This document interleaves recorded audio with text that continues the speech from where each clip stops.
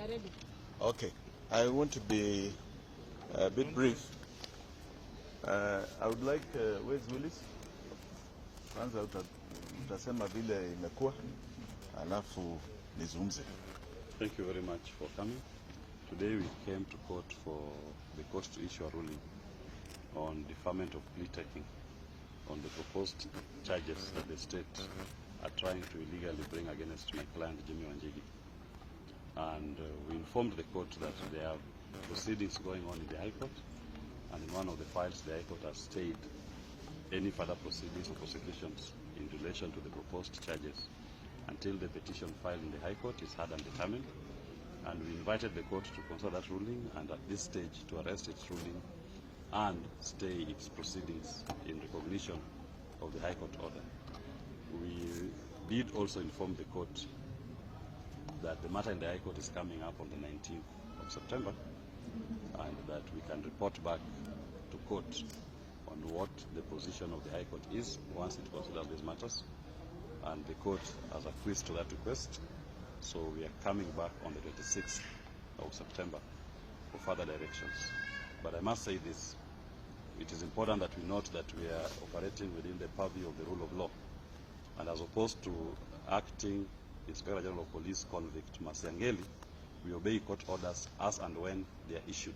Convict Masiangeli is a notorious abuser of the court process. He doesn't respect court orders. He disobeyed 7 court orders. He has been convicted. He is supposed to be sentenced tomorrow. As opposed to him, as we believe in the judicial process, we submit to the courts and the authority, and we respect their orders. And we also witnessed today in court, even the state representatives who are not averse to respecting the court orders. And this should be a lesson to convict Masiangeli. You need to report to court tomorrow to be convicted and sentenced to committee. If not committee, Kodiaga. If not Kodiaga, Manyani. And the Kenyan citizens have a responsibility to arrest you and to take you to any of those facilities in defense of our constitution. Thank you very much. That's all I have to say. We also have with us the president of Bunge la Mwananchi, Jacaranda. Some of the members of that Bunge had also equally been illegally arrested and arraigned in court on similar issues, allegedly because they associated with Mr. Jimmy Wanjigi. So they were arrested and they planted fake explosives on them and purported to charge them for that offense and allegedly for creating disturbance. So the president of Bunge, Jacaranda, is here and he can talk to you. Yes, I'm called William Jahom, Bunge la Mwananchi president, Jacaranda headquarter.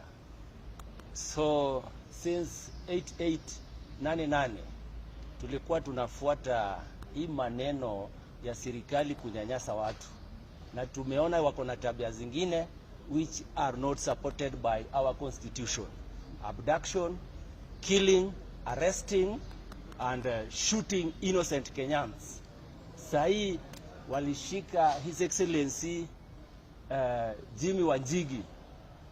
Wakati walimshika, walimnyanyasa kwa cell.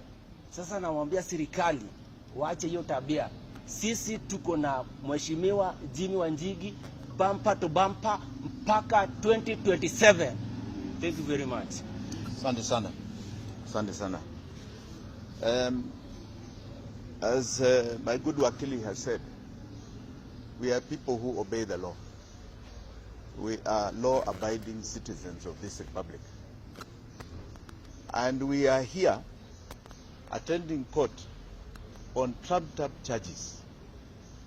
These police, and let me not say, I want to say William Ruto's police, have all the time to tafuta crime on innocent people. But 71 young men and women died on the streets. I've not seen one person brought to court to account for those deaths. There are people who were found in a quarry, young women. We are told there was a man who escaped from prison. We have never seen anybody brought to this court and charged with those crimes. We have seen friends like Bob Jage and the Longton twins, and several other names that have now been made public that have been abducted. Bob Jage was abducted after seeing me in Kamukunji police station, where I was actually illegally taken. And this is what, 4 or 5 weeks? 5 weeks now. 5 weeks. We have yet to know where he is. And the Longton twins, we pray for their families. The people who are committing these crimes are not before these courts. They are not charged. This is what you call embedded impunity. And that impunity is being perpetuated by one William Samoei Ruto, who has decided the Constitution is not his true north. He will not follow it. He will ignore it. He will ignore the oath that he took. This is a delinquent of the Constitution in power. And I want to tell him, as I've said over and over again, mene mene tekel, it has happened. No matter what you do, no matter what you try and do, your time to rule, to govern this country is over. It is over. And the country is coming for you, not just Jimmy. We are coming for you because you are a delinquent of our laws. It is actually a shame to imagine you as a president of this great republic.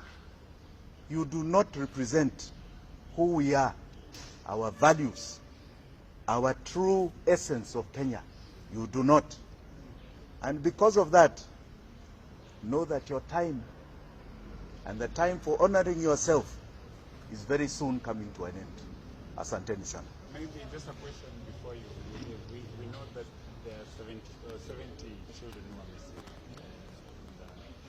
And you've spoken about the Yes. government not following up. What can you say about it? Yes, I saw the DCI trying to respond to those claims that those are children who did not come to school. I think we know the credibility of that DCI now. Yeah? There are people who come and plant fake evidence. There are people who have been part of killing Kenyans here. I want to tell that DCI, we do not believe you. Those mothers who are crying for their children are not crying out of emptiness. Don't tell us stories. We want to know why Kenya has become the killing fields under this regime. We are the killing fields under the Ruto regime. Why are we the killing fields? One day, and that day is coming soon, you shall all answer to why you've created the killing fields of Kenya.